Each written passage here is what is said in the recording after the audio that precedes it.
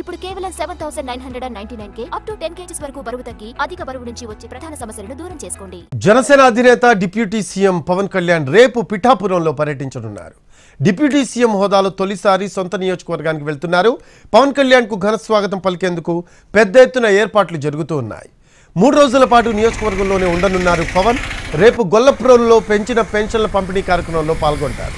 అలాగే పిఠాపురం జనసేన నేతలతో సమావేశం నిర్వహిస్తారు. జూలై 2న కాకినాడ కలెక్టరేట్లో పంచాయతీరాజ్, ఇరిగేషన్, అటవీ శాఖ అధికారులతో సమీక్షా సమావేశం నిర్వహిస్తారు. సాయంత్రం పార్టీ ఎంపీలు, ఎమ్మెల్యేలతో సమావేశమవుతారు పవన్.